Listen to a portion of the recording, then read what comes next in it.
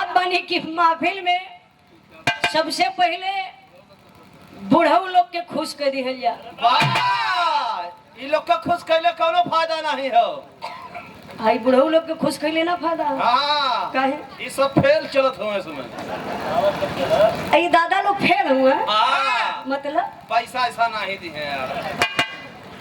ओहो एक बात बा बड़ा दूर से बोले इंद्राज भाई। हम चाहत बानी चाहे वो महफिल हो चाहे घर हो, जहाँ बूढ़ पुरनिया का कदर बा वहाँ देवी देवता का वास बा।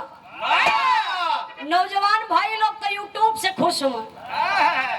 बुढ़ो लोग पतो देख के खुश हुए लॉकडाउन में।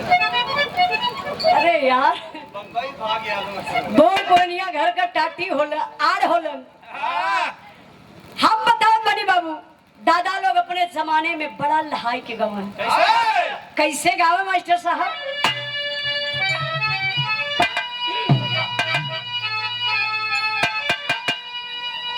अरे सुन कैला पाला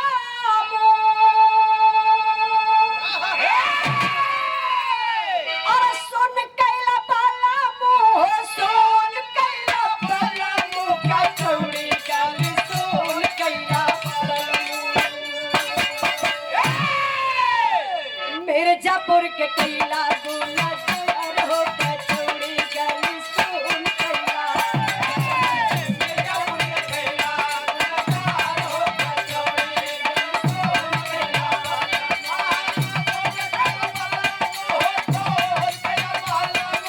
गाली सोन कैला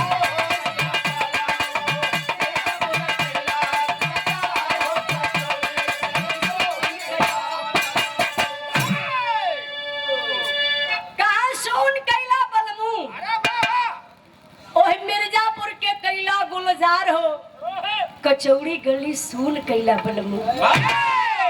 आज के गवैया का गई है पता बा जा तारा परदेश बलमुआ घर में हमके छोड़ के तनी जाए से पहले खाला मुर्गा से रोटी बोर के। ए मूर्खरा मुर्गा से ना ओठलाली से रोटी बोरी के। हमें बोरल नहीं जले तब का करी जले ओके चाटल जले। अब तू पाजी बा त का करबा। ए देखे साईं बाबा के संस्थापक महोदय साईं बाबा के संस्थापक आप लहरी बाबा जी की तरफ से ये पुरस्कार ना बल्कि हमारा बदे आशीर्वाद बा। बड़ा आपका सहयोग मिलेला अब बड़े समय से प्रोग्राम में पहुंचेला। लेकिन अपन सोटा छोड़ दले माँ बाबा। सोटवा कहाँ गया? सच्चाई बा जब अमान का कार्यक्रम यहाँ के राकत में मोल्लापुर में होला तब बाबा सोटा बोला लो वहाँ बड़ा मदद करेला। देखी लगी पब्लिक अगर वहाँ झोंकत बा चाहे निरहुआ जी आ जाए चाहे समर जी रहे चाहे खेसारी जी रहे जो ने मंच पे अमान के भी मौका मिलेला कुछ गावे बजावे के आप लोगों के सुनावे के तो वहाँ बाबा का बहुत बड़ा योगदान रहेला। बहुत बहुत आपके प्रणाम बा हमारा बदे आशीर्वाद बा। एक लाइन और गावे मास्टर साहब।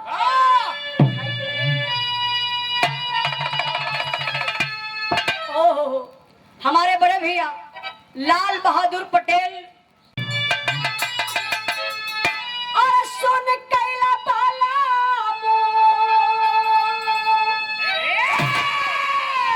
और सुन कैला पाला मुँह सोन कैला पाला मुँह कचौड़ी गली सोन कैला पाला मिर्जापुर के कैला गोला कार हो कचौड़ी गली सोन कैला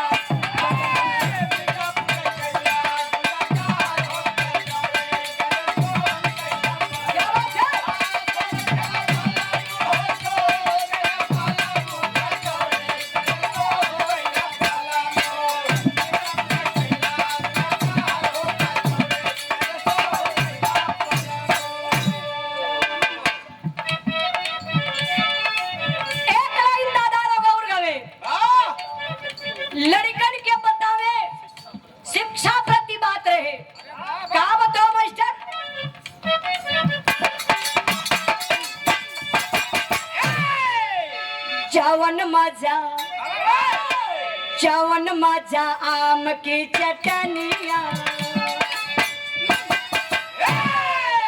जवन मजा आम की चटनिया तवन सुबखनिया में ना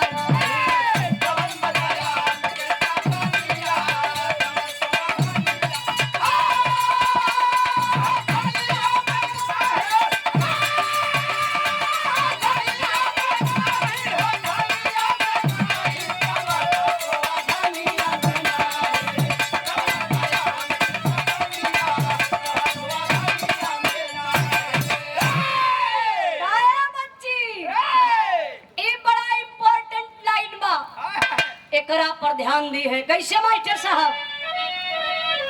अरे जवन मजा अपनी दुल्हनिया जवन मजा अपनी दुल्हनिया तवन हीरोइनिया में ना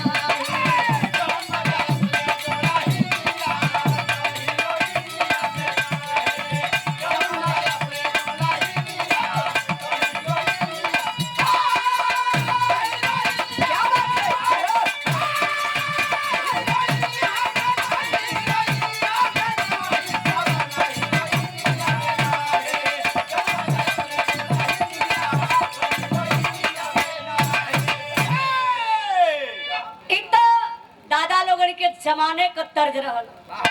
एही में भक्त माई बीड़ा वाली से फरियाद कैलस, ए माँ आपकी महिमा अपरंपार है, नैया मझधार में बा माई। 8 महीना बझौल है रह गेलू माई, खेल के किनार लगाई माई। कहलस लेकिन भक्त कौना भाव में?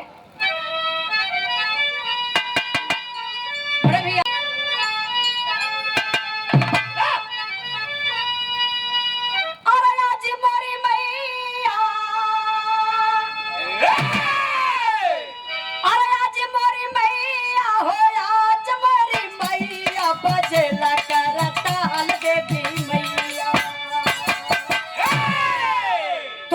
भरोसे पूरा साल हो बजेला करता अलगे दी मैया तोहरे भरोसे पूरा साल हो बजेला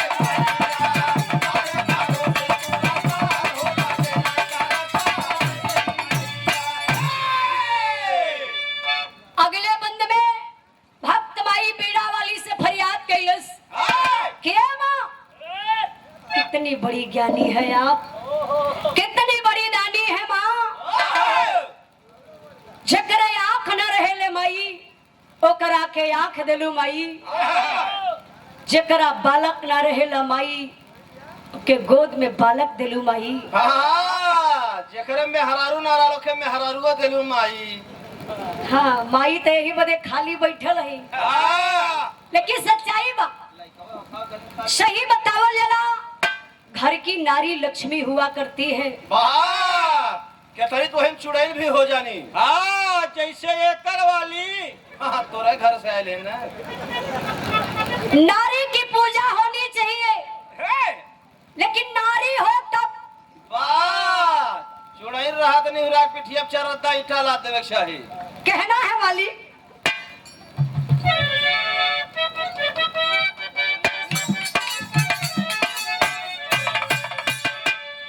अलग अलग सपाही के हो खेला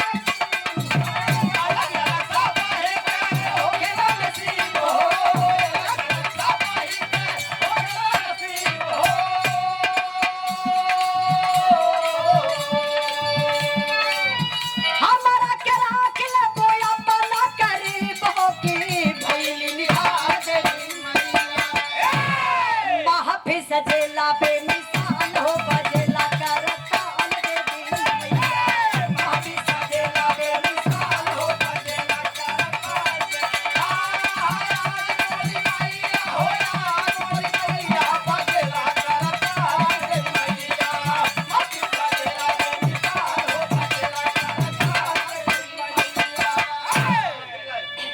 आखिरी बंद में भक्त माई से अपन परिचय देता। हम कौने डाली का फूल बनी मास्टर साहब।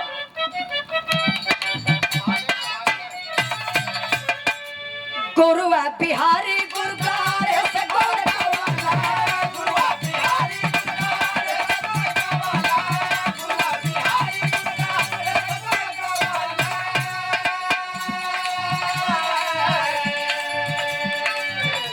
तोहरा के नाम लेके हाथे ले उठावल कलम प्यारे लाल देवी, पावली उजाला सूरत लाल हो बजेला करताल देवी।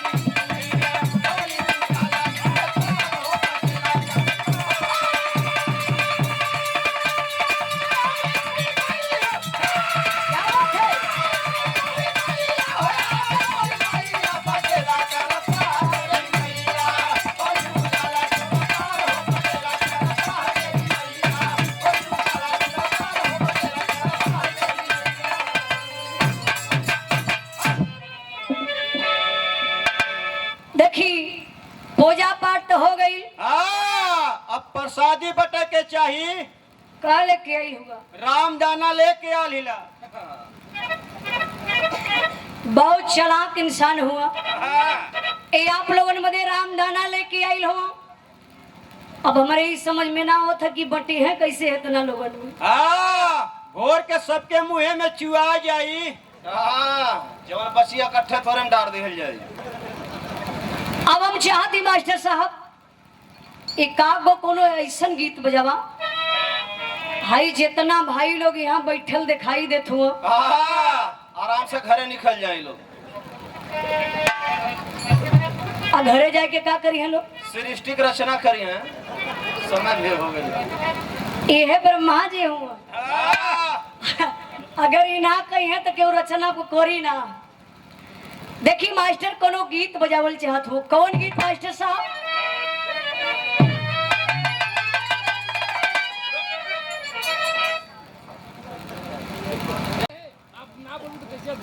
अच्छा अच्छा देखत बनी कोशिश बा।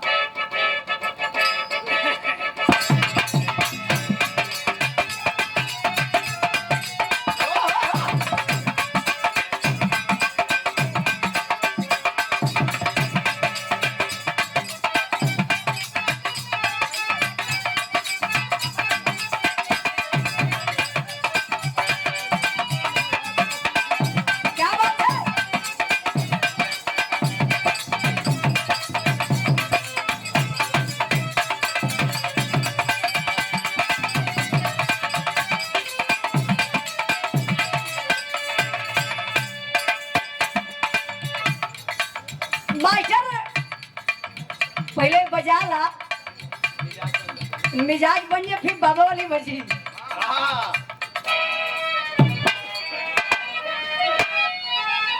क्या बात है?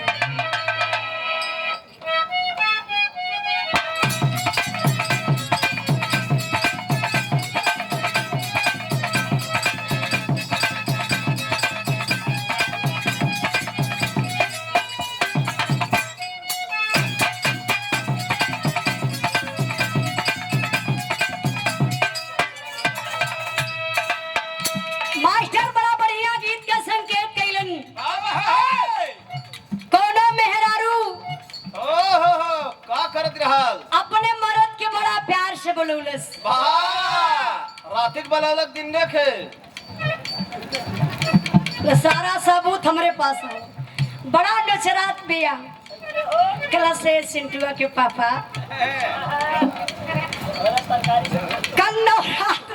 कल नवरात्र चढ़े वाला बा। आज से 9 दिन खटिया तरी लंबे डारा। काहे बदे? नवरात्र में साफ सफाई चाहला। दुल्हनिया कलश की कल नवरात्र चढ़े वाला बा। हमार कुछ तोहरा से फरमाइश बा। फरमाइश का बा मास्टर साहब?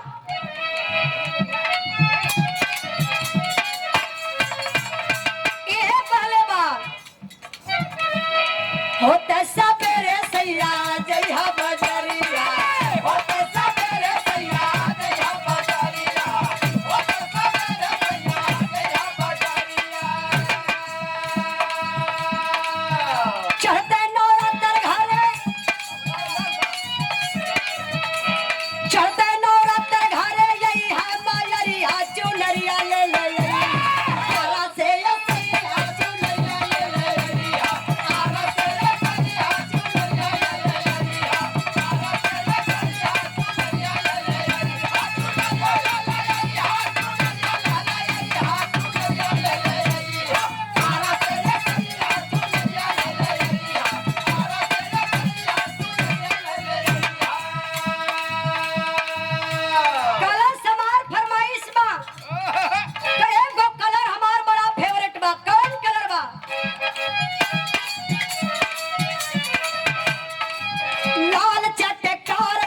जानी तो भुलैया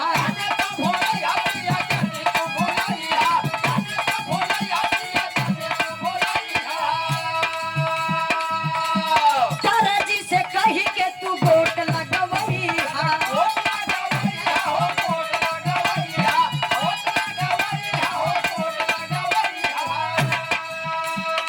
घर से ले ले यहाँ कलसा पियरिया चुनरिया ले ले तारा से सैया चुनरिया ले ले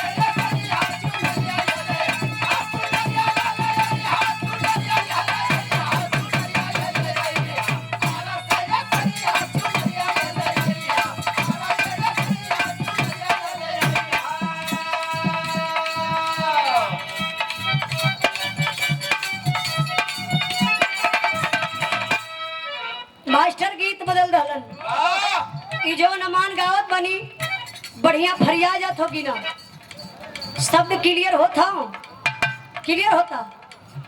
तनी मास्टर उठा दिया हल्का से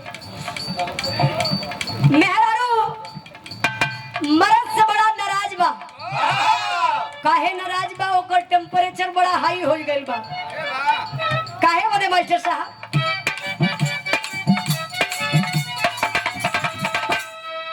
रात भर सैया हमर बढ़े टेम्परेचर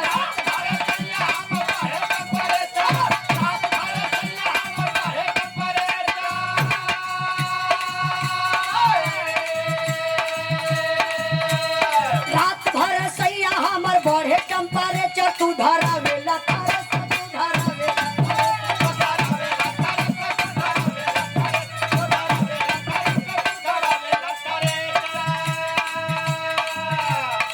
अच्छा तक केहू से केहू कम ना बा मेहरारू का टेम्परेचर बढ़ल बा मर्द के देख के अब मर्द का टेम्परेचर कैसे बढ़ल बा मास्टर साहब मेहरी के हाथे जदी चिलम कुचाई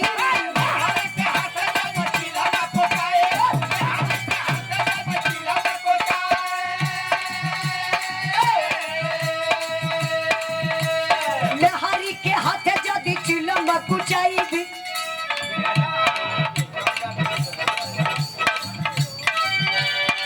बड़ा बड़ा प्रॉब्लम बा प्रॉब्लम तो इतना बढ़ गई बा हम दूसरे के का बात ना बताई एक दिन के बात बा हमरे मास्टर साहब बिरहा गाय के गई इनके कोनो ठे नशा है मेहरारू देखलस दुआरे ये साड़ी उठौलस अपन आ उठाई के इसे खोस लेलस आ खोस के दौड़ल जात कलस आय गल करियवा आय गल करियवा आय गल करियवा आय गल करियवा आय गल करियवा आय गल करियवा आय गल करियवा अच्छा मतलब करिया आदमी ना हुए इनकर मेहरारू जब मनसाले ना तो लुक्का छोड़ के घूम ले अरे पागल इनकर मेहरारू मनसाई त करियवा कह के बोलाई कलस आय गइला मुफो कौनो आज करियऊ हम तो हम बताइला तब बतौले बा का बतौले बा ये बतौले बा मास्टर साहब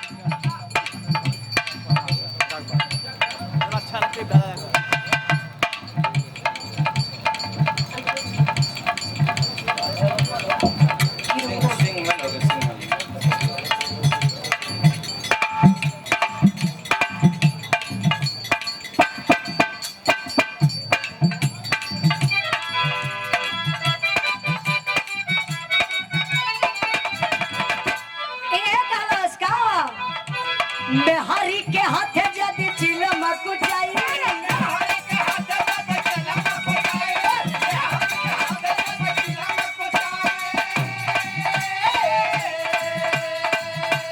मेहरी के हाथे जदी चिलम कुचाई बीड़ी काजा में पियाई बीड़ी काजा में पियाई काजा बीड़ी में पियाई काजा बीड़ी में पियाई काजा बीड़ी में पियाई काजा बीड़ी में पियाई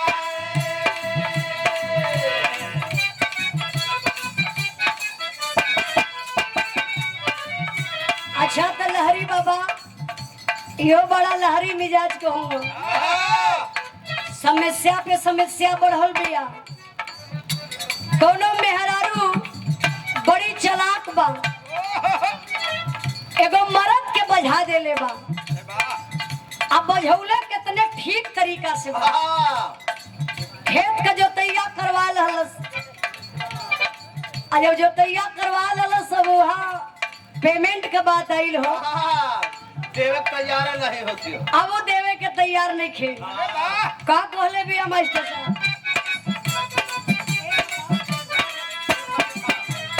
ये कहले बा मीठा मीठा बोल के तू मुझको फसाया, मीठा मीठा बोल के तू मुझको फसाया, मीठा मीठा बोल के तू मुझको फसाया। नहीं अंदर ले तनी को धसाया,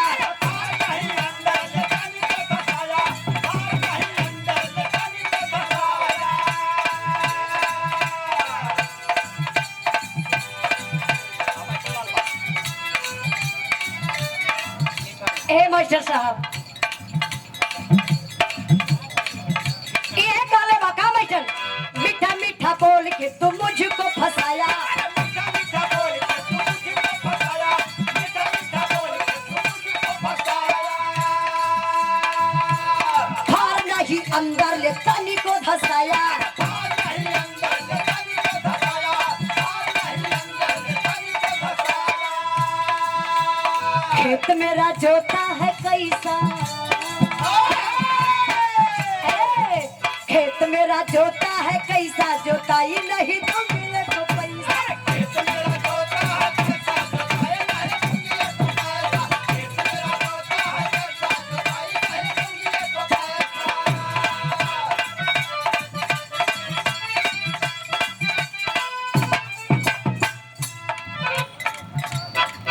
कौनो शहरी लड़की बा आए गई बही जौनपुर सिटी में, गजब का ड्रेस पहिनले बा, बार कटौले बा, चश्मा लगौले बा। कुछ लड़का नहीं नियर देखलस, लड़की के देख के बोली बोलन, oh my dear excuse me come here. Sit down. लड़कियां कला सरे साला, ये तो पूरा फुल इडियट दिखाई दे रहा है। बोला ओ माय डियर कम हियर। विराह के बहुत ही अच्छे का लड़कियां कला से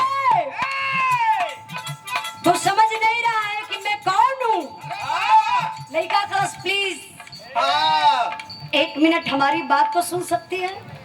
लड़कियां कला सभी 112 नंबर लगाऊंगी, पुलिस बुलवाऊंगी, अंदर करवाऊंगी, क्या करवाऊंगी? जेल के अंदर कराऊंगी। कलश की पुलिस बुलवाऊंगी और तुझे जेल के अंदर बंद करवाऊंगी। उसके बाद डंडे से पीठ पर मरवाऊंगी। ऐसे बोलो कि नहीं, कट पीस नहीं खे। समझ जा, उमरियों का ध्यान देंगे तब वो लड़की कहले बका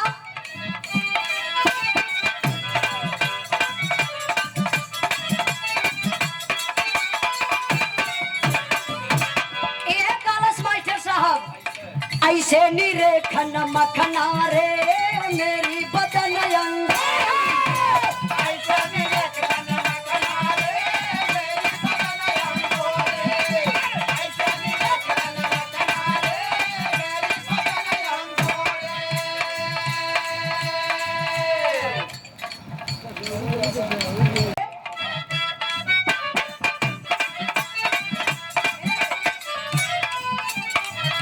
ऐसे निरेखन मखना रे मेरी बदन अंग,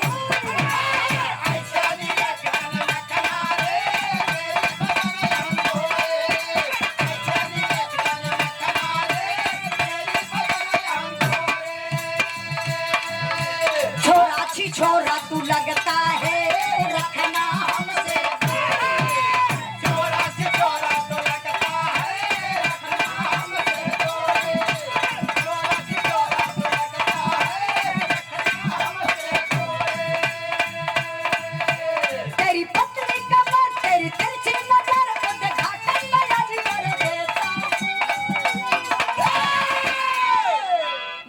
यादव जी का बेटा हूँ, चुम्मा कह लेता हूँ।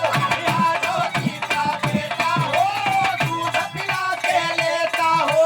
यादव जी का बेटा हूँ, दूध पिला के लेता हूँ।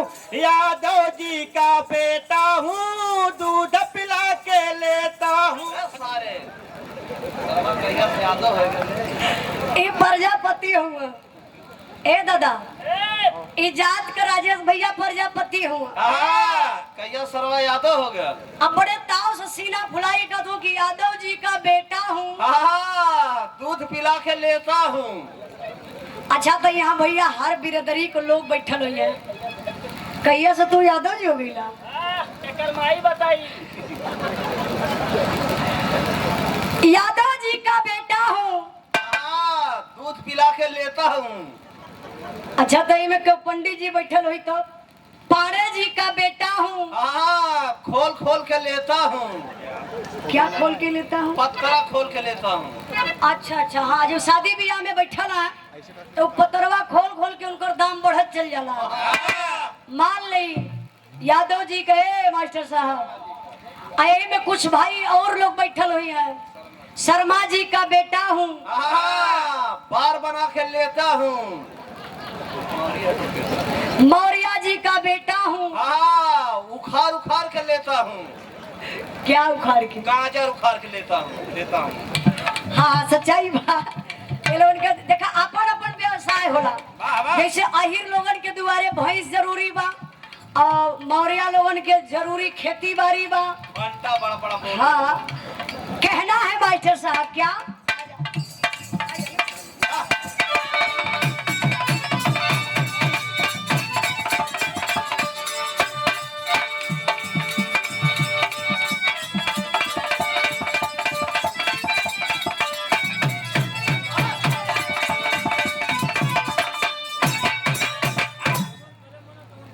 अच्छा देखी धूम तरानाई क्षण भर का आनंद बा।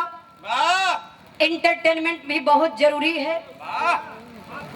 लेकिन अब जी जी आपका नाम क्या ले आता जी हमने पोछैला के मुन्ना दे दो नेता अच्छा अच्छा करा कि सब दूध पिया के देला हम मंठा त्याग ले वाह क्या बात है। यादव जी मुन्ना यादव जी मुन्नी लाल यादव नेताजी। अच्छा अच्छा क्या बात है। भावी प्रधान महोदय माता रानी विजय का ताज आपके सर पे बांध है। हम लोग बधाई गीत आई गाई। ये आप लोगों के प्यार दुलार जरूर बरसे नेताजी के ऊपर। 1 रुपए का पुरस्कार।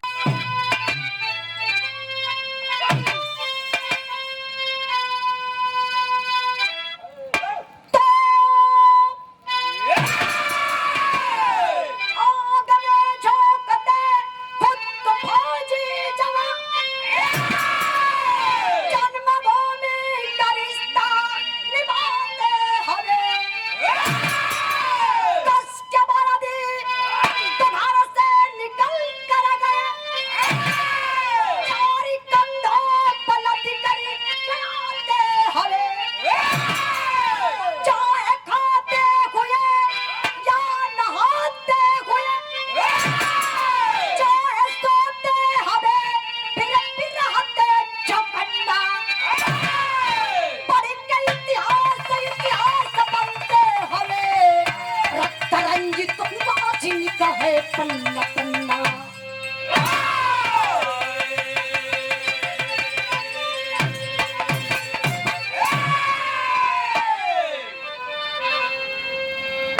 एक लाइन कव्वाली का टुकड़ा लगल बा। नहीं मास्टर उहे वाला एक लाइन कव्वाली का टुकड़ा लगल बा। जौने कव्वाली की आप लोग सुनल गए है ये अंदाज स्वर्गीय रामदेव गुरु का अंदाज बा। लेकिन ये हमार अंदाज पर्सनली हमार बा। कैसे मास्टर?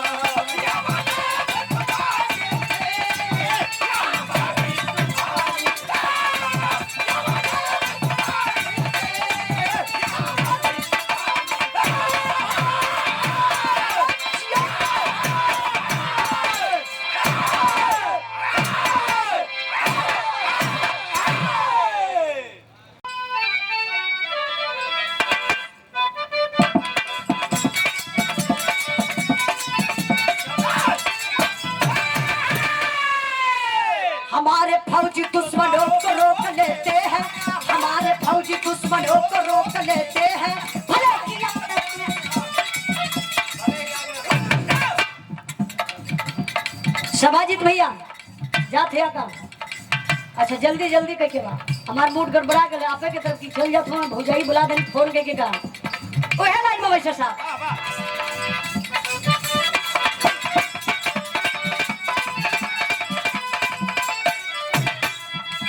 हमारे फौजी दुश्मनों को रोक देते हैं हमारे फौजी दुश्मनों को रोक देते हैं भले की आग में अपने को छोड़ देते हैं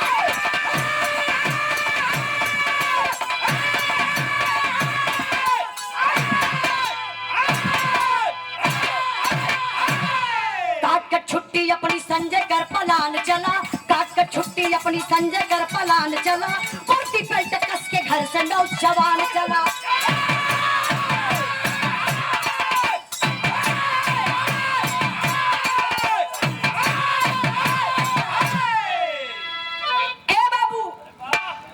कहानी पर गौर करेंगे के रहने वाला एक व्यक्ति जिसका नाम बताया गया संपत संपत के 3 गो बेटवा अभय मृत्युंजय और संजय एक गो बिटिया रहली और संपत का औरत जौरे का नाम रहल शांति देवी परिवार बड़ा प्रसन्न बा धीरे धीरे समय बीतल बा बाबू एक दिन का बात बा कौन बात बा उधर गीत लगा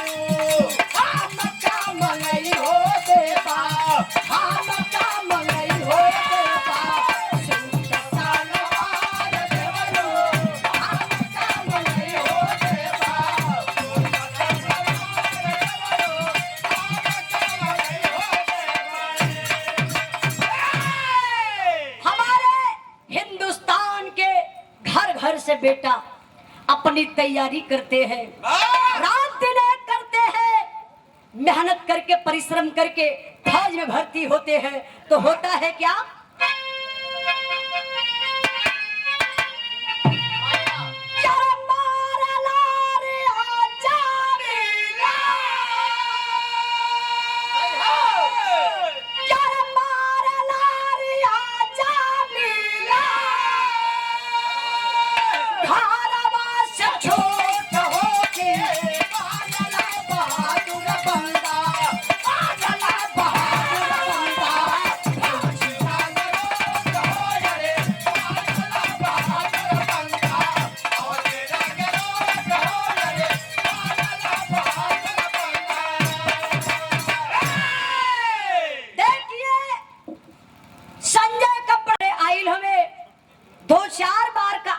आना जाना भैल बा वही बीच में एक आरती नाम के लड़की से संजय का शादी हो गई दुनिया के मालिक बूझ दहले भैया हो आरती गर्भवती है आरती गर्भवती है फौजी जवान संजय को छुट्टी मिलती है उसी डेट पर संजय घर आते हैं अभी 3 ही दिन हुआ है बच्चा पैदा हुआ है घर में खुशहाली बा तब तक देखल जा मेजर साहब का कॉल आता है फोन आया फौजी जवान फोन को रिसीव करते हैं हेलो जय सर क्या बात है सर सीमा से आवाज आई संजय कुछ फौजियों की जरूरत है आपकी छुट्टी निरस्त की जा रही है तुरंत ड्यूटी पर चले आइए फौजी जवान फोन को रखता है लेकिन 3 दिन का बेटा है किसका बेटा किसको प्यारा नहीं रहेगा दुल्हनिया अभी सौरी में बाए बाबू फौजी जवान घरवा में जाए तो बहरवा लोग इंतजार करे संजय गल घर में से बहरे ना होता अब संजय बहरे आ जा तो घरवा में ना जाए। अक बक हो गई ना, करी तो करी का, लेकिन ड्यूटी पर जाना है। देखिए फौजी, वफादार फौजी करता है क्या?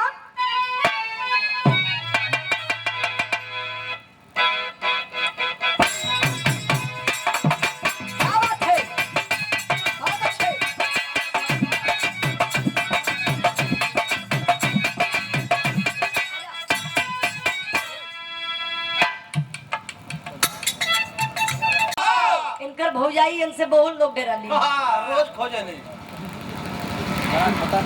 ये नहीं नियर कोनो देवर रहल, लेकिन वो बैठ के खिलाड़ी रहल।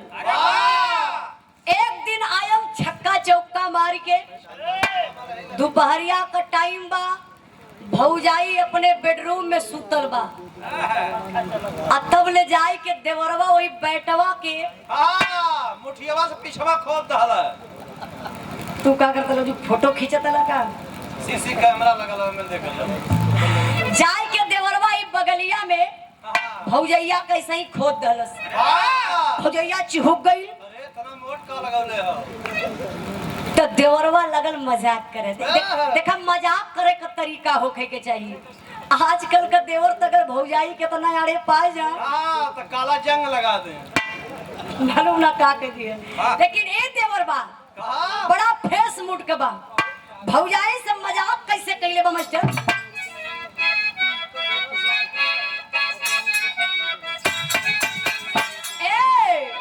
ए भौजी सुन, भौजी ए भौजी का करबो तीन तीन गो तकिया।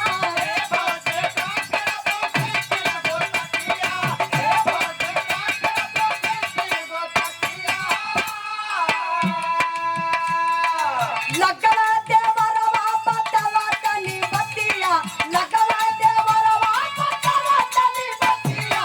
ए भौजी का करबो तीन तीन गो तकिया। ए भौजी का करबो तीन तीन गो तकिया। ए भौजी का करबो तीन तीन गो तकिया। ये अपने तरफ गावल जाला। हल्का से राजेश भैया के लैंग्वेज थोड़ा सा चेंज हो जाइए। अरे वाह, जैसे सुनील भैया सुनेबे कैलन है, छकोरा मारा झुलनी साड़ी लहरा। कैसे मास्टर साहब? अरे छकोरा मारा झुलनी, अरे छकोरा मारा झुलनी साड़ी लहराए हो। छकोरा मारा झुलनी साड़ी लहराए हो।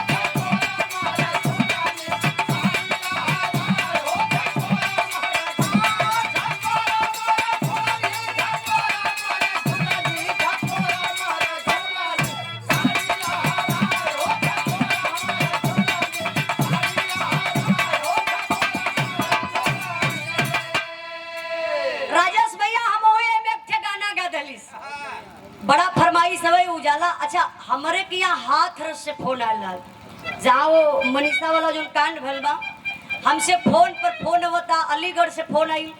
अच्छा उजाला जी आप हम लोगों के लैंग्वेज में गाइए। हम कहली भैया हमके पता नहीं कि हाथ रस में कैसे लोग मतलब आपस में बातचीत करेला। कुछ हिंदी का प्रयोग कैले बनी, कहला कुछ तो शब्द समझ में आ रहा है भैया कि हर जगह का लैंग्वेज होला। जैसे हमारे आजमगढ़ का का हो खावेला, सीधे ले ले बैठल हुआ बड़ा मस्ती में। अच्छा आप लोगों के तरफ तरी पचुक का हो खा भैया, बैठल है, बैठा है, मतलब हम बोल ना पाइला, थोड़ा अपन भाषा ज्यादा बोल पाइला अपने आजमगढ़ वाला। तो आई तरीके से कुछ फरमाइश है कि उजाला जी इलाहाबादी लैंग्वेज में गाइए। तो बड़ा बढ़िया गीत हम गौली जो ने कि आप लोग बड़ा बढ़िया से लाइक कैला। एक लाइन बता दी मास्टर कैसे?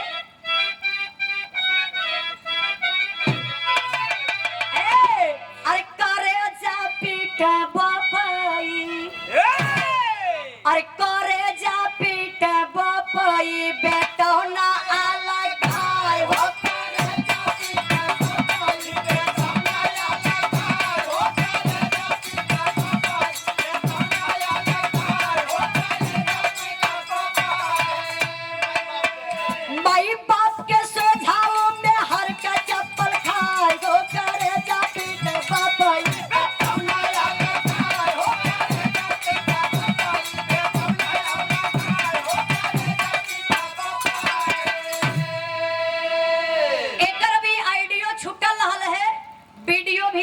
के बीच में कल परसों में नहीं, देवी गीत के बाद चढ़ी एक ही आप लोग सुने हैं जरूर, लेकिन यही में इलाहाबादी लैंग्वेज में एक लाइन लिखल गई बिरहा का मेन पॉइंट हो। कैसे मास्टर साहब?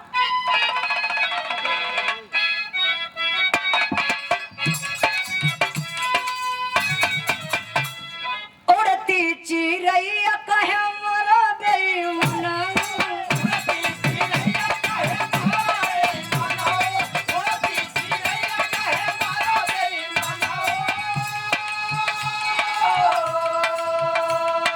अकुअन पे मारा जगतियों पे मारा, अकुअन पे मारा जगतियों पे मारा, अल्लाह के बीच कहे मोरा बेईमाना।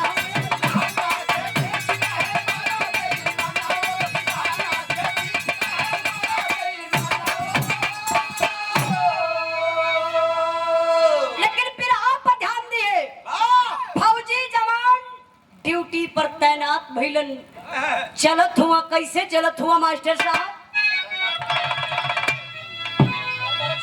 चल दिहल फौजी फौजिया में झूम के,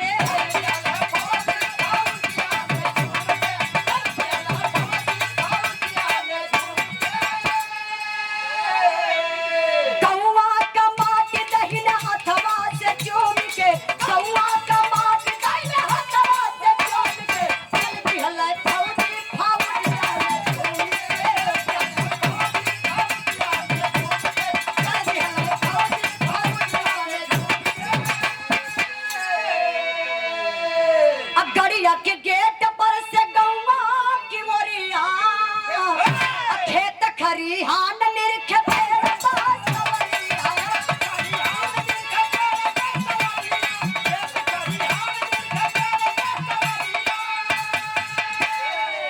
अरे बेरी बेरी देखे परिवार बोरी घूम के, चल दिहल फौजी फौजिया में झूम के। ए बाबू गौर करेंगे बिरहा पर, फौजी जवान 3 दिन का बेटा छोड़ देता है और देश के लिए चल देता है, जाता है जही, चाहे आपके घर का भाई बेटा हो, चाहे हिंदुस्तान का बेटा सीमा पर जाता हो, चाहे आपका बेटा विदेश जाता हो, चाहे प्रदेश जाता हो, लेकिन घर से बेटा जाता है तो याद बराबर वही सताती है। किसी का दिल नहीं करता बाबू कि अपने परिवार से जुदा हो जाए, लेकिन फौजी जवान परिवार पर पर्दा डाल करके ड्यूटी पर जाता है। ड्यूटी संजय की कहाँ लगती है? जो सिंधु नदी है, जो हिंदुस्तान पाकिस्तान का वो नदी बंटवारा करती है। आज जवान ड्यूटी पर तैनात है बाबू, होता है क्या?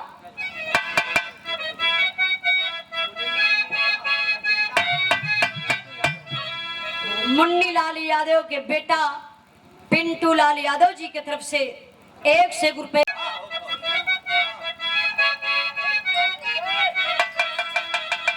गज भार के गुजारिया गजब पर हो,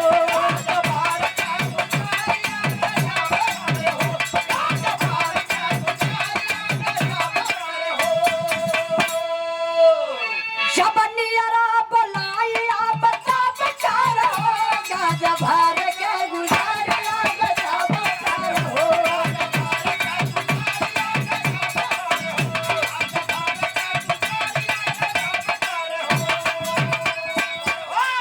तोहरे बाप के बपौत हिंदुस्तान लाई खे,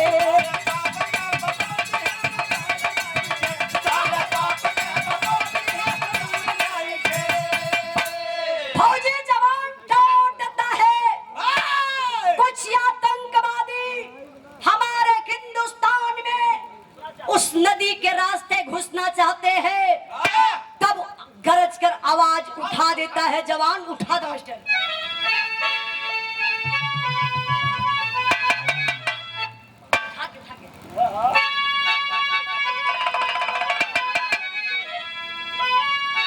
हिंदुस्तान को न खाए वाला और खीर नहीं खे,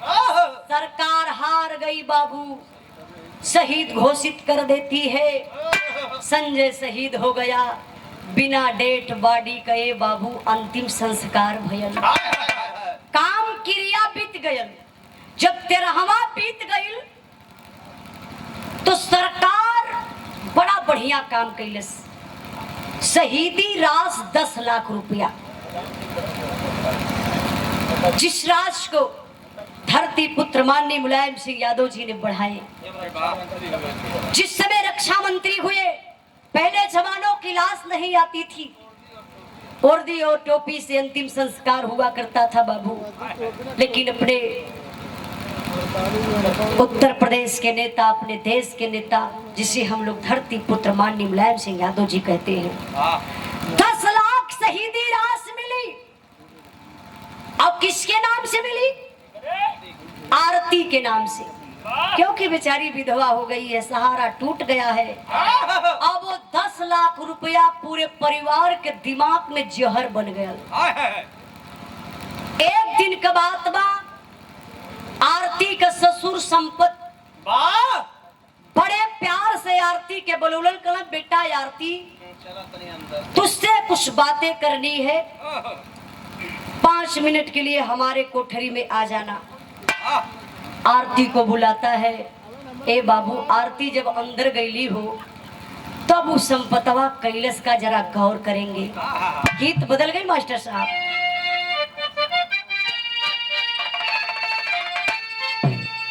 घनश्याम मौर्य नारद के भाई, 1 रुपए का पुरस्कार, बहुत बहुत प्राम आशीर्वाद के चार कि कोरी कहतरी सासु दगिया जमावली, कि कोरी कहतरी सासु दगिया जमावली, अमृत डालनी जोरनम रागो सादमानमो।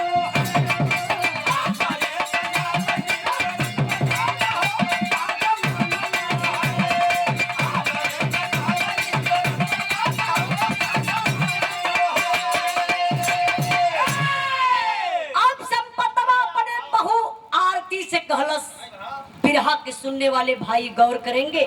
एक स्केल बढ़ जा मास्टर, चले ठीक, आवा तो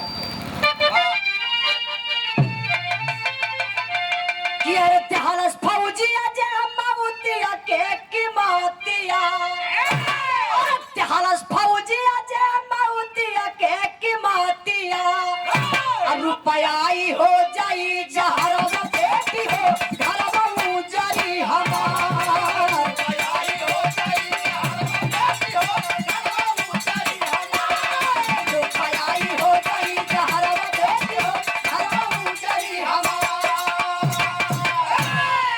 रुपया जमा तू कादा हमारा के नाम से, खर्चा करा बखाल तोहरा ही काम से।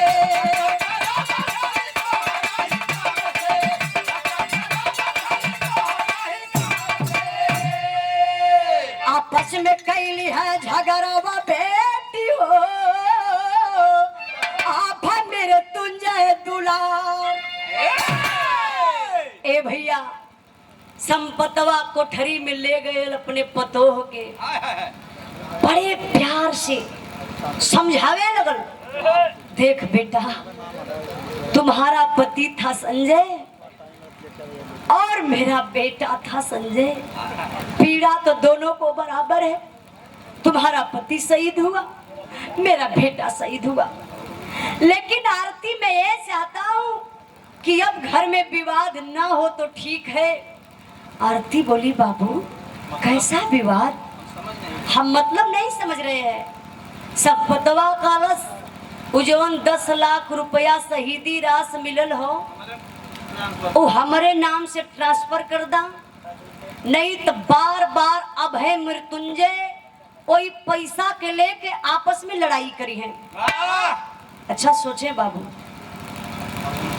बेचारी आरती का पति शहीद भयल, सारा सिंगार आरती का उतरल, हाँ। विधवा बन गई, बुढ़ौती का सहारा छीना गया। पैसा वो सार के चाहत। अब पैसा परिवार के चाहता। गौर करेंगे, आरती रोने लगी। बाबू क्या कह रहे हैं? पैसे के चलते विवाद? क्या दुनिया में पैसा ही सब कुछ है? रो रही है और आरती बड़ी ऊंची बात कहती है। गौर करेंगे बाबू।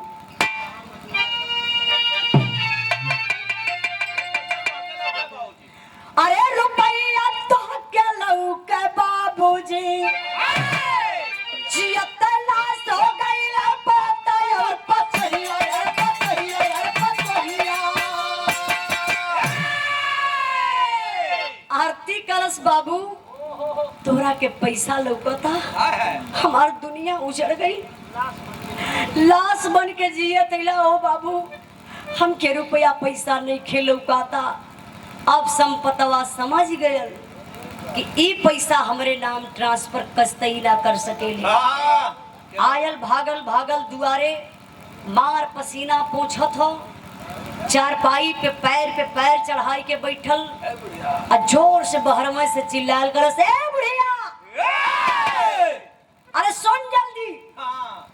बुढ़िया घर में से भागल भागल आई, देखले पसीना बुढ़ऊ का कलर रमऊ हो रमऊ। तो जल्दी मरवा का पसीना अपनी अचरा से पोंछत क्यों? कलश का भयल? बुढ़वा कलश देख, बुढ़िया आज हम हार गईली। बुढ़िया कलश हार गईली? कौन तू बड़का चुनाव लड़त रहा है? बुढ़ौती है ये हारे जीवा। तो के बोलब जरूरी है? बुढ़िया कलश कहाँ तू हार गिला हो? का यार अनाप शनाप बकत रहेला? बुढ़वा कलश देख, बुढ़िया अनाप शनाप ना, दिमाग तो इतना खराब हो कि तो आई समझा दे।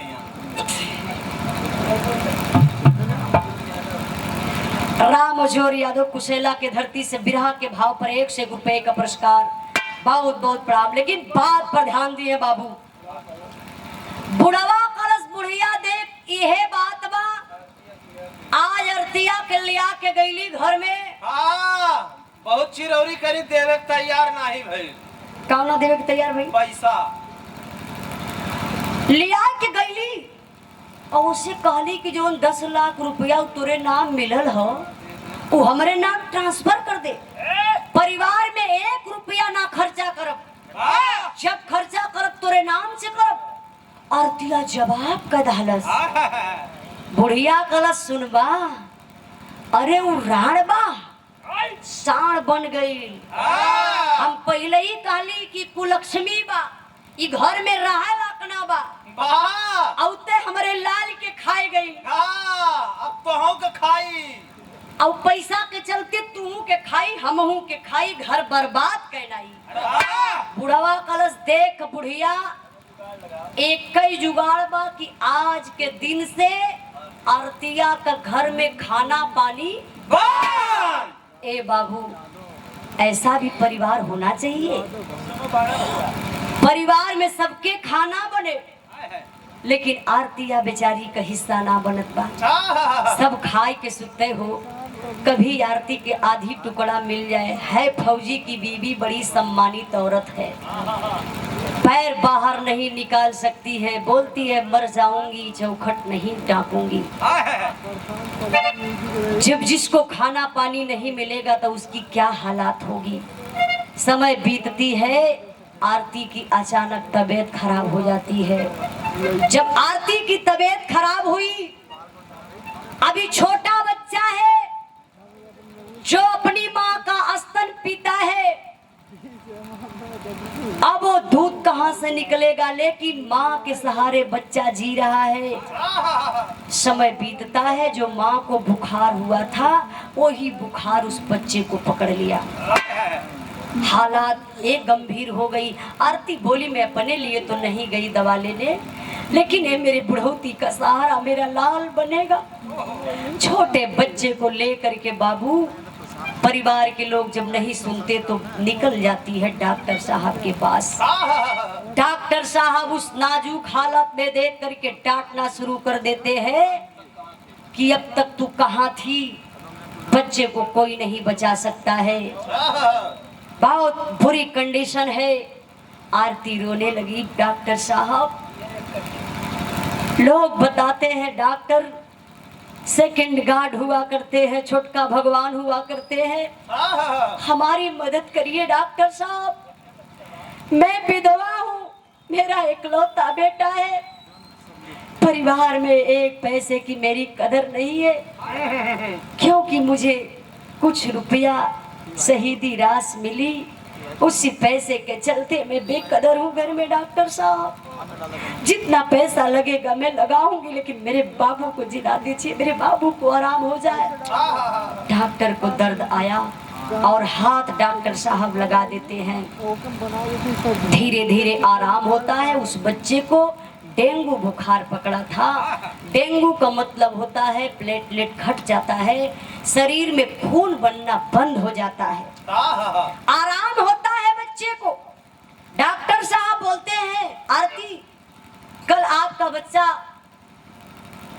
हॉस्पिटल से निकल जाएगा, अब स्वस्थ हो गया है, आराम हो गया है, आप टेंशन मत लीजिए, लेकिन हाँ जो पैसा है उसको आज ही चुका दीजिए। आरती सोचने लगी, मैं पैसा कहाँ से लाऊं, बैंक जाना पड़ेगा। बैंक में गई आरती, कुछ पैसा लेती है, कुछ पैसा उधार लेकर के बाबू आरती चलती है डॉक्टर साहब को देने के लिए। लेकिन तब तक उस संपतवा खेल खेल गया, खेल का खेलस। 1 लाख रुपया में 4 गो बदमाशन के फीट कैलस, सारी हुलिया बता दलस। आरती नाम है, वो मेरी बहू है, एक उसका छोटा बच्चा है, उसका पति शहीद हो गया है, उसी हॉस्पिटल में भर्ती है, मैं 1 लाख रुपया दूंगा, उस बच्चे और उसकी माँ को खत्म कर डालो। पैसा के प्यारा ना भाई बाबू, चारों बदमाश वो 1 लाख रुपया के चलते इधर उधर घूम करके पता लगाते हैं आरती कहाँ मिलेगी, कैसे मिलेगी। जिस दिन बेचारी वो पैसा लेकर जा रही थी, सारी हुलिया तो बताया था संपतवा, चारों बदमाश देख लेते हैं और आरती के पास जाते हैं, बोलते हैं मैडम आप आरती हैं। आरती बोली हाँ भैया मैं आरती हूँ। आरती समझ गई आज भी भगवान है इस धरती पर, लगता है कोई हमें पहचान लिया, हमारी मदद करेगा। बोली हाँ भैया मैं ही आरती हूँ। अच्छा ये बताइए आपका पति शहीद संजय? हाँ जी जी जी भैया। आप उसको आरती को विश्वास हो गया, लगता है मेरे पति के दोस्त लोग हैं। आपका बेटा बीमार है? जी भैया जी हाँ, जा रही हूँ, आज छुट्टी होने वाली है, जा रही हूँ पैसा लेकर के। ये तने सुनत देरी ना भइले बाबू, तबले पपियवा मुहवा पर हाथ लगाए के आवाजिया के बंद कर डालना। आवाज को बंद करते हैं, अखबारिया में पकड़ के एक रास्ता है, नहर है, उसी के बगल में एक रास्ता, दोनों तरफ अरहर का खेत है।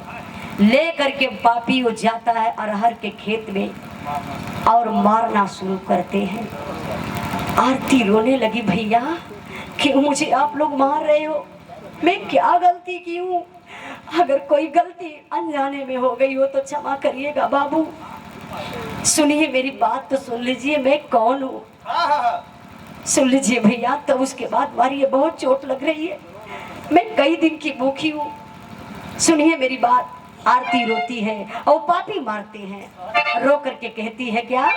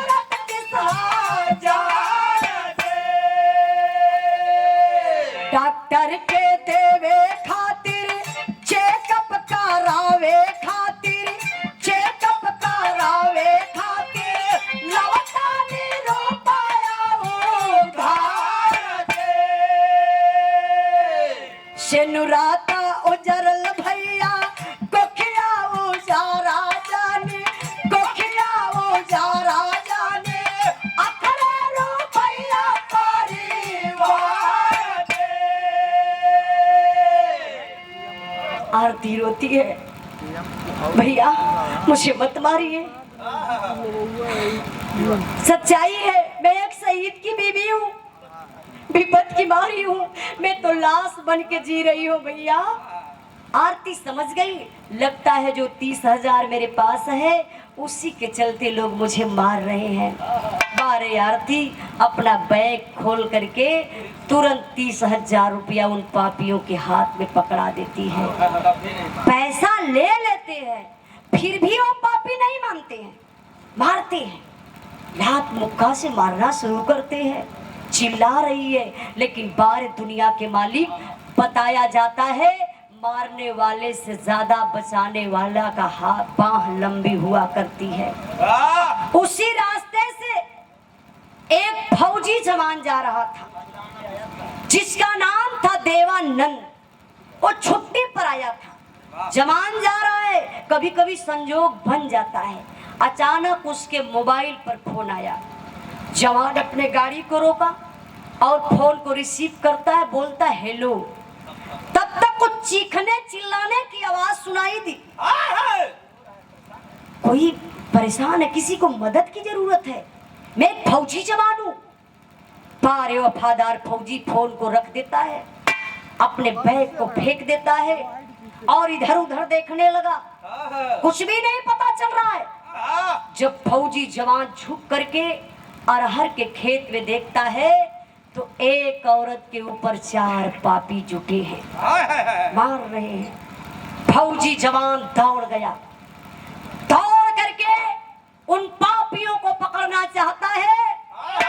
3 तो पापी भाग गए लेकिन एक को पकड़ करके कॉलर खींच लिया, गिरा के मरल 4 के हुनी फौजी जवान। लगना 100 रुपया गिनना। साले ये बताओ तुम किसी महिला की मदद नहीं कर सकते हो तो क्यों मारे, उसकी इज्जत को लूट रहे हो।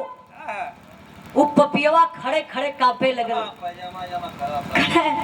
साहब हम लोग चोर थे, बदमाश थे, लेकिन अब मुझे ज्ञान हो गया, हम लोग एक रईस इंसान बन गए। क्या चोर थे, बदमाश थे, अब हम रईस बने गए, मतलब?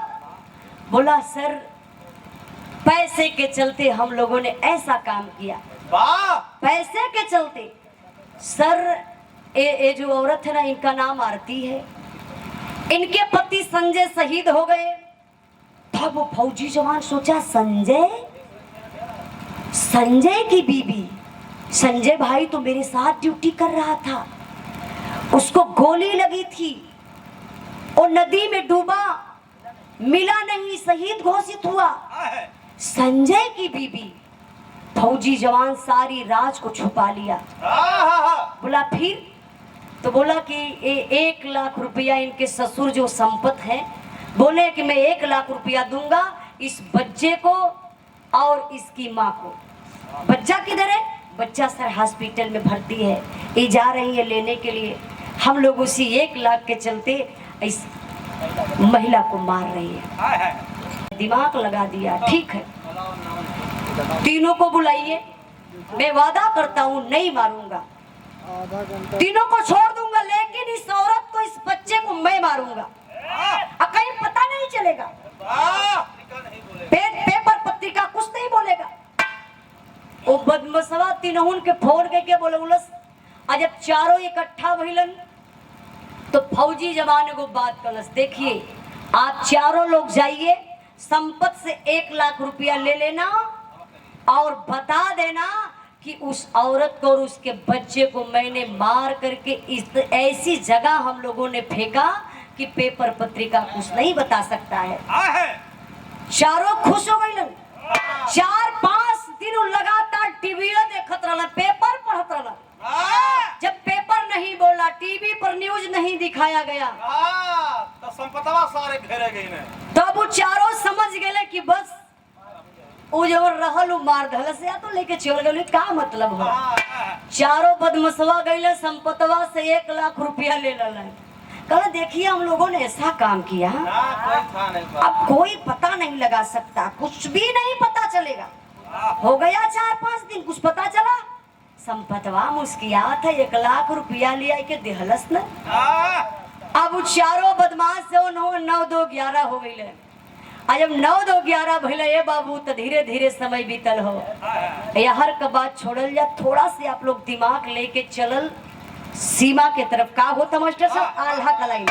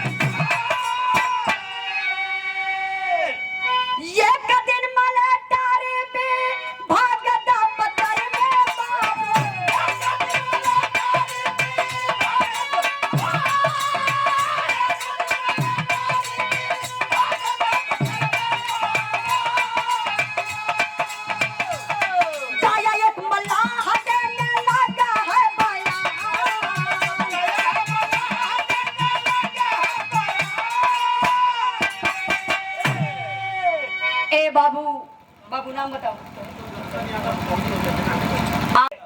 कहना है क्या?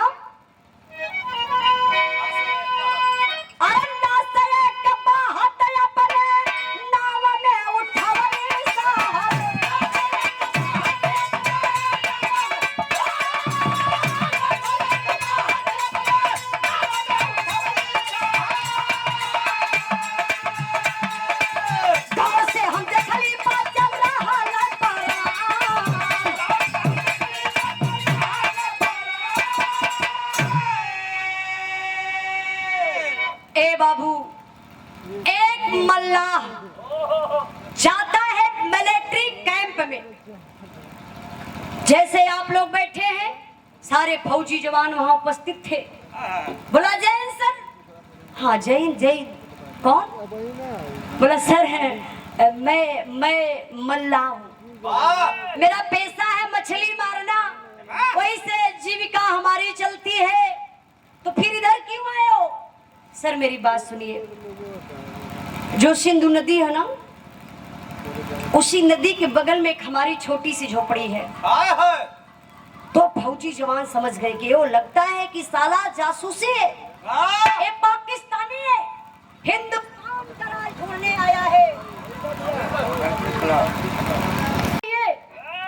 और बंधक बना दीजिए।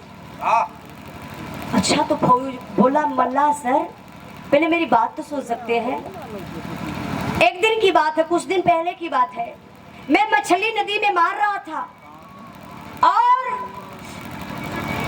एक लाश जो हिंदुस्तानी वर्दी में बहते हुए जा रही थी, मैंने देखा कि हिंदुस्तान का कोई जवान है। मैंने अपनी नाव को आगे बढ़ाया और उस जवान को उठा करके अपनी नाव पर रख लिया। जब बाहर लेकर आया तो मैंने बड़े ध्यान से देखा तो उस जवान को हल्की हल्की सांसें आ रही थी। मैं देरी नहीं किया, किसी से कुछ नहीं सलाह लिया, मैं तुरंत ले जा करके हॉस्पिटल में भर्ती करवा दिया और सर इलाज हुआ, फौजी जवान को आराम हो गया। अब जरूरत है सर पेमेंट की, पेमेंट कौन करेगा? फौजी जवान अपने परिवार से मिलना चाहता है, तो सर मैं इसीलिए आपके पास आया हूँ। चलिए उस फौजी जवान को निकाल लीजिए हॉस्पिटल से और परिवार से मुलाकात करवा दीजिए। कुछ फौजी जवान हॉस्पिटल में जा करके देखते हैं, पहचान जाते हैं, फिर कंफ्यूज हो जाते हैं। ए संजय भाई, तू संजय? संजय बोले हाँ मैं संजय हूँ। अरे भाई तू तो शहीद हो गया था। आखिर तू जीवित कैसे? संजय बोला, भैया मुझे इतना याद है, जब मैं गोली चला रहा था, एक गोली मुझे लगी, मेरे गर्दन में लगी और मेरा बैलेंस बिगड़ गया। मैं नदी में गिरा और डूब गया। पता नहीं चला कि फिर क्या हुआ। हमारे लिए तो मल्लाह यही हमारे भगवान हुए। मैं प्रणाम करता हूँ इनको जो मेरी जिंदगी बचा लिए। ए बाबू, मीडिया वाले पहुंचल हुए हॉस्पिटल में, पूरे न्यूज पर दिखावल जात बा जो संजय शहीद हुआ था, ओ संजय जीवित है। हड़कंप मच गया बा क्षेत्र में, संजय जीवित है। कल संजय को सम्मान, सैनिक सम्मान के साथ घर ले जाकर के हम लोग छोड़ेंगे। टिबिया पूरा हिंदुस्तान देखत रहल, टिबिया संजोग से संपतो देखत रहल। मन सरवा खुश है। बुढ़िया के बलवलस कलश है बूढ़ा, हाई देखबू हो। बुढ़िया कलश का बुढ़ऊ दिन भर दिमाग गंदा गंदा फोटो देखला तू हो। का हम टीविया पे देखी। बुढ़वा कलश, अरे जल्दी आवा, हाई देखा। बुढ़िया समझी न पावा था का देखे के। बुढ़िया के बस इतने बुढ़वा का तक ये टीविया पर देखा। कमेंट्री पहले बुढ़िया हाली हाली चश्मा पोंछ के अपन लगौलो। कलश कहो हमारे संजय मतिन कोनो लगत आई तो, अरे बाप रे बाप। बुढ़िया लगल रोवे। बुढ़वा वाला सरे बुझरो रोवा गावा मत, खुशी तो अपार लौटल, केहू का कुछ बिगड़ले ना रहली। हाई देखा हमार बेटवा जिया। आ सुना, पहिल की खुशी तई बा कि पतो जौन कुलक्ष्मी रहल ओ तब मर गई, पहली खुशी। आ दूसर की खुशी जौन 10 लाख शहीदी रास रहल हमारे नाए ट्रांसफर हो गए। हाय अरे हो न जाई समझ ले हो गए हो। आ तीसर की खुशी लइका जियत बा। चौथ की खुशी लइका फिर ड्यूटी करी, फिर रुपया कमाई। अब की बार कर बियाह करम न संजय का माई। निम्मन पतो हलिया दोनों जरे तेल लगाई। तू लगवा लिया कल ऐसन दहेज लेव न संजय का माई पूरा गांव तमाशा देखी। ए बाबू, पूरा व्यवस्था हो गई, घरे मिठाई बनता, डीजे खोजाए गल। कल संजय आवे वाला बा। सारे क्षेत्र के लोग जैसे देवी देवता का लोग दर्शन करने के लिए इकट्ठा हो जाते हैं, मेला जुट जाता है। लोग संजय को देखने के लिए बाबू संजय के दरवाजे पर जुटे हैं। सैनिक सम्मान के साथ आज फौजी जवान अपने घर आता है। सारे मीडिया के लोग जुटे हैं। मीडिया वाले सवाल कर रहे हैं कैसे संजय से। संजय भाई ये बताइए कि आपके साथ में कैसे क्या हुआ, एक कैसा फील हो रहा है आपको कि आप शहीद हो गए थे अब फिर जिंदा हो गए। संजय बोला, भैया खुशी तो अपार है, लेकिन फिर संजय इधर उधर देख रहा है। ऐसे देख रहा है सब लोग का था, माई बाबू गांव पूरा सब ही बा, लेकिन अब वही हमार दुल्हनिया, अब वही मेरे लाल के लिए कि हम में देखे ना आई, इतना बदल गई बा। फौजी जवानी है बतिया सोचत हूँ।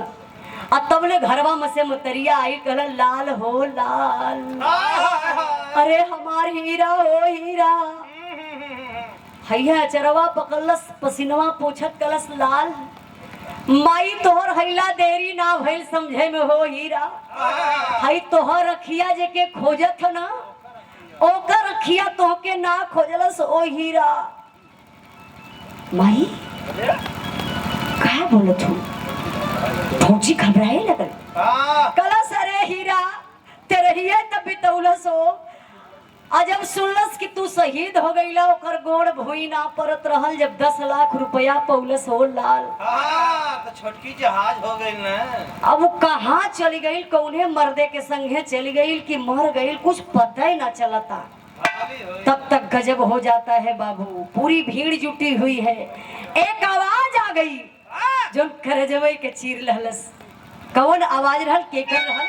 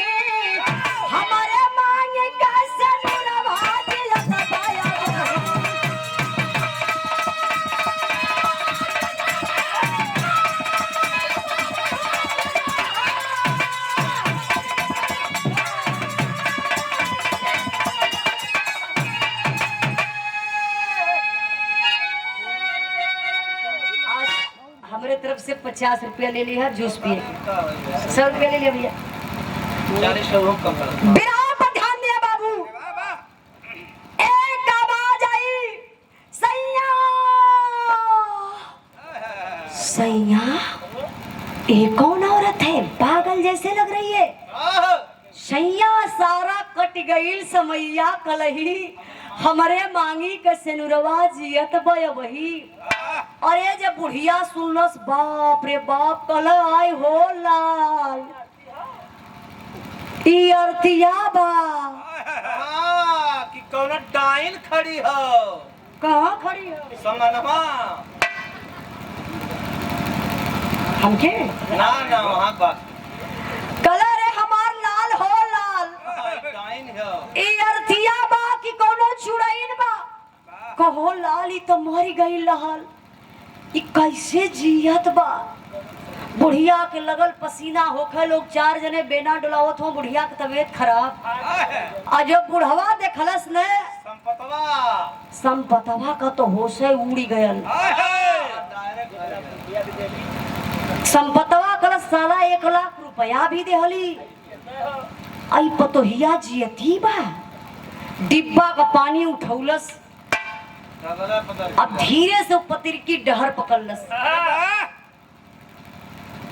और तब तक आरती करीब में आई और जब आरती करीब में आई वही अपने संजय फौजी अपने पति के पैर पे गिर के रोवे लगली सैया कौने जन्म का बिगड़ले राली के इतना दिन हम विधवा का जिंदगी जियली बड़ा दुख उठौली सैया आज हमारे मांग का सिंदूर वापस आ गल कौनो जन्म का बढ़िया कर्म कैले रहली स्वामी जी बारे फौजी जवान खींच कर एक तमाचा चला देता है हटो नजर के सामने से तेरी जैसे औरत की जरूरत नहीं है मैं शहीद हुआ था मेरा बेटा नहीं ना शहीद हुआ था मेरा परिवार था मैं एक देश रक्षक हूँ और तू परिवार का रक्षा नहीं कर पाती थी किसी और पराये पुरुष के साथ निकल गई क्या यही एक औरत का धर्म बनता है तो चली जाओ कभी मेरे नजर के सामने मत आना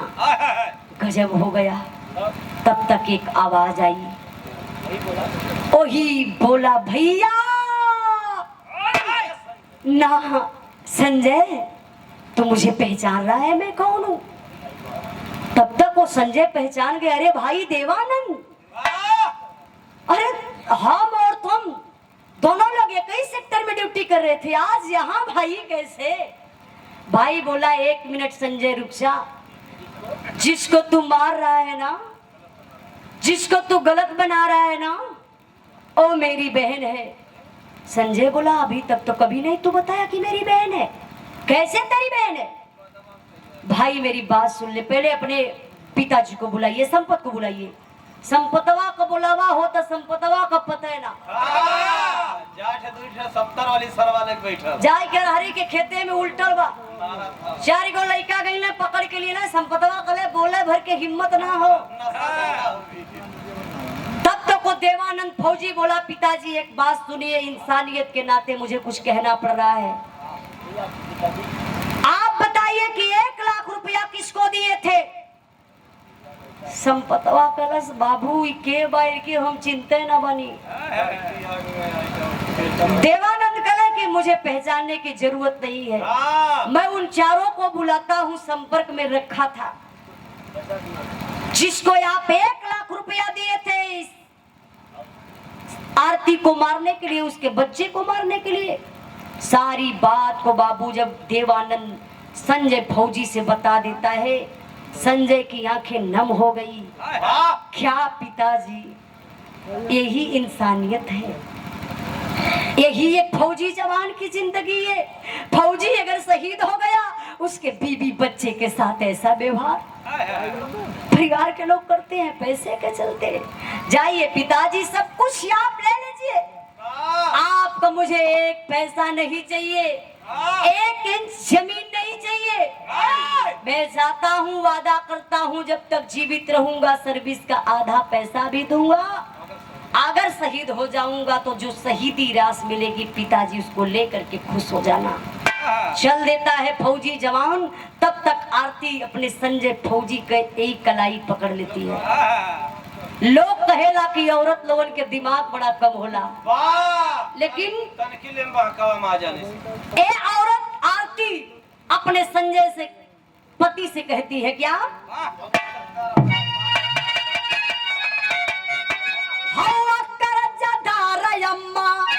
बाबू क्या हसान के हम के छोड़ा सैया, हम तो जन्म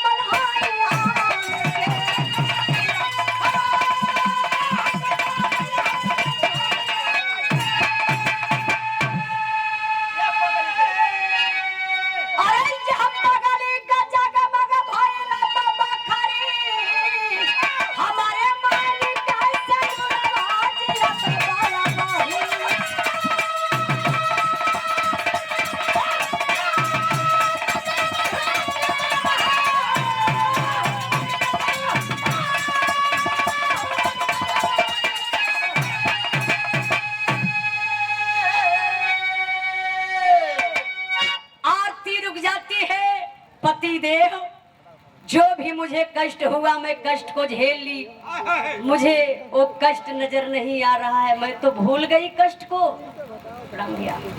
लेकिन आज मुझे याद आ रहा है कि आज अपने मम्मी पापा को छोड़कर आप चले जाएंगे तो बुढ़ौती में क्या होगा, जमाना ताना मारेगा। मैं तो किसी और की बच्ची हूँ, लेकिन आप तो इसी मम्मी पापा के बच्चे हैं। ऐसा मत करिए स्वामी जी, मम्मी पापा को साथ में लेकर के चलिए। ए बाबू अपने औरत की बात को मान जाते हैं संजय, खुशी खुशी से अपने माई बाबू के, अपने बीवी बच्चा के लेके साथ में ड्यूटी पर चले जाते हैं। आज भी फौजी जवान ड्यूटी पर तैनात है। मैं बताती हूँ इस बिरहा के भाव पर सम्मान किए बिरहा के बहुत अच्छे कलाकार हमारे बड़े भैया सभाजी चौहान जी, जो सांस्कृतिक प्रकोष्ठ के केराकत विधानसभा के अध्यक्ष महोदय हैं। बहुत बहुत प्रणाम भैया, सब भाई के नमस्ते प्रणाम। कुछ गाओ बजाओ में गलती भेल हुई थी, आप लोग क्षमा करने का कष्ट करेंगे। आखिरी कहना है